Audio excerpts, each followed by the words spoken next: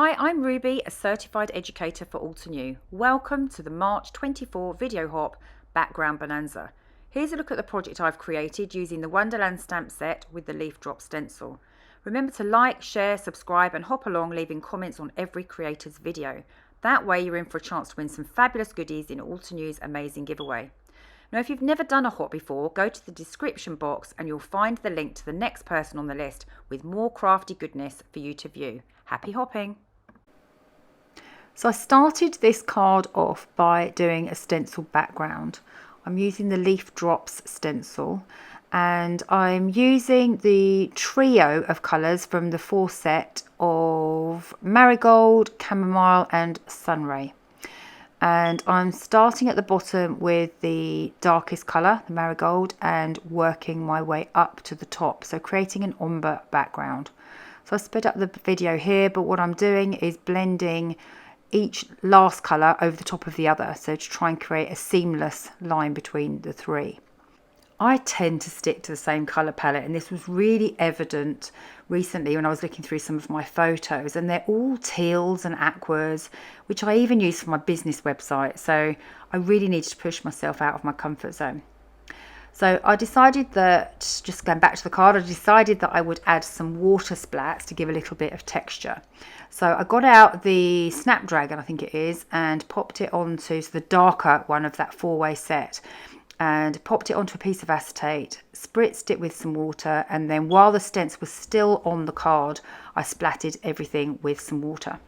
So I tend to stick to the same colour palette. So for this card, I decided to go with oranges and yellows and bring in some purples.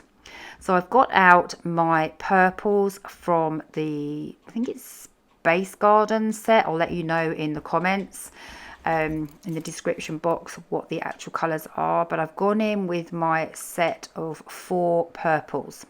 And I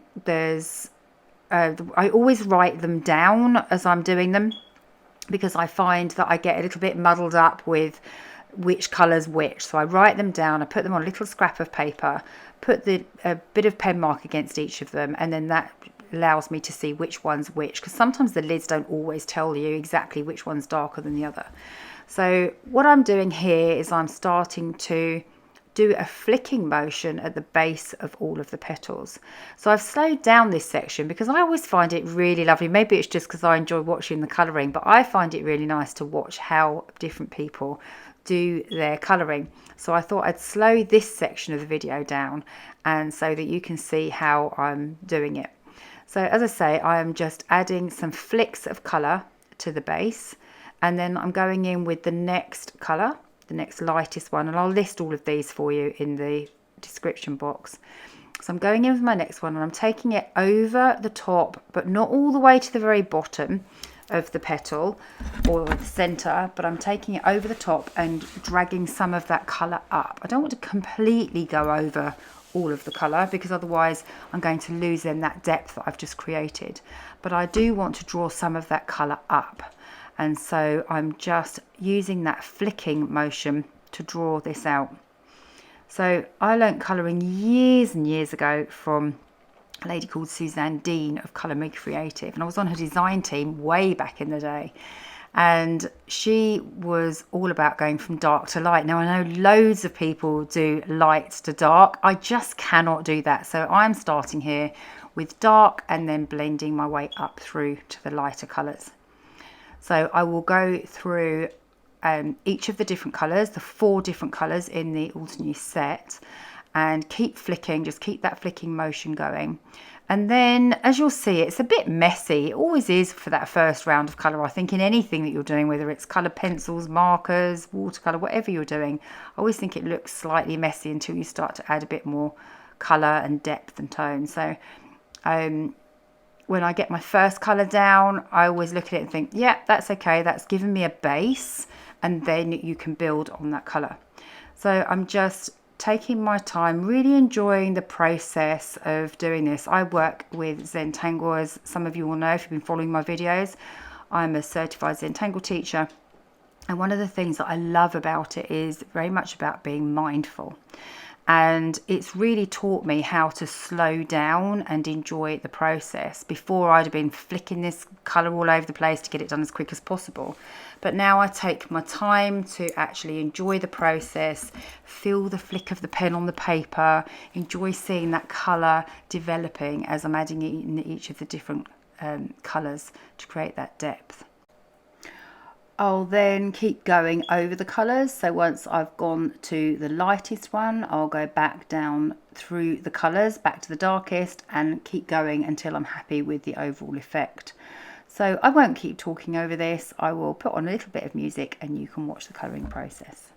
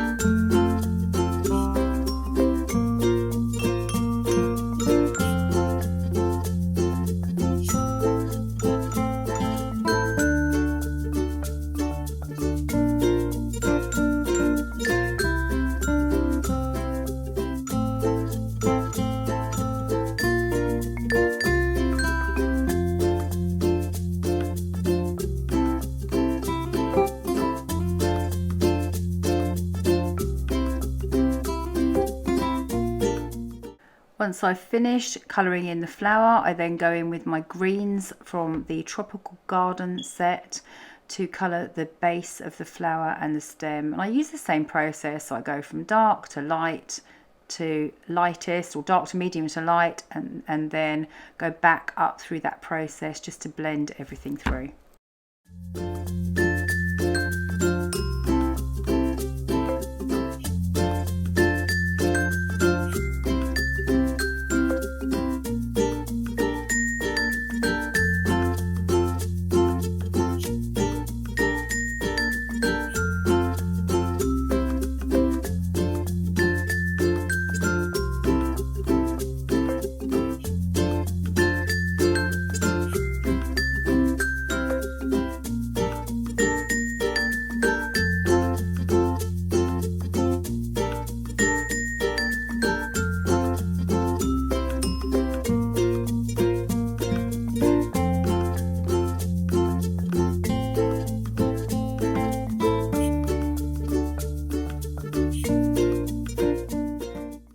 Now that the colouring's complete, I then start on the background again. So it's now dry. I've put the stencil back over the top and I'm using some glitter textured paste. This is the paste that I always get in such a mess with. My desk is now covered in glitter, which looks beautiful, but I just get in such a mess with this stuff. I love it though. So I'm using a palette knife just to scrape over the excess textured paste, and I'm using Nuvo Glacier paste, and as I say, I'm just covering the whole stencil with that to create a really nice dimensional background. Because it's got the splats underneath, when it dries, you have a little bit of that texture or dimension coming through as well, which is really nice.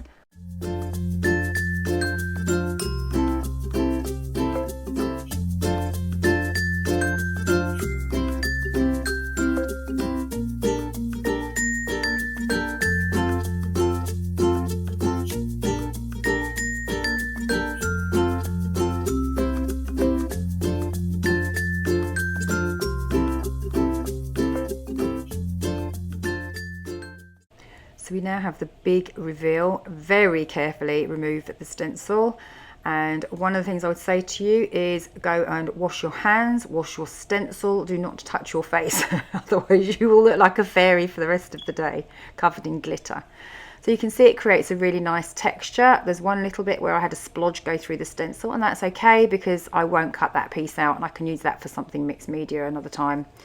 I like to put little snippets into journals sometimes, so I'll probably save that scrap for that. Here's a little freeze frame of the finished panel.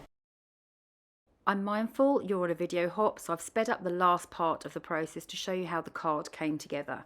So I die cut a stitched rectangular panel of purple cardstock, which I darkened with one of the markers to make it more in line with my flower. I then die cut a smaller rectangular panel of the stenciled background that we completed. I then die cut the flower, and I did this 3 times, so the coloured flower and then 2 blanks, and I layered them one on top of the other to create a dimensional image.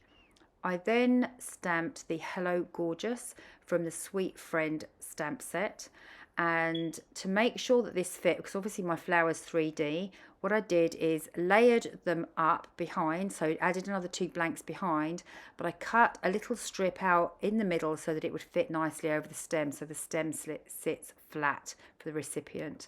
To finish, I then added 3 sequins, and I then splattered it with some purple, black and white gouache. Purple and black paint, and then some white gouache, which you can see there. And as you can see, I did the splatting actually before the sentiment. So I hope you enjoyed today's card, and if you've got any questions, just drop me a note in the comments. Ciao for now. I really hope you enjoyed this video, and I look forward to sharing with you in future videos. Remember to check out the description box below for all the hop details, and spread the love by liking, sharing, subscribing and commenting.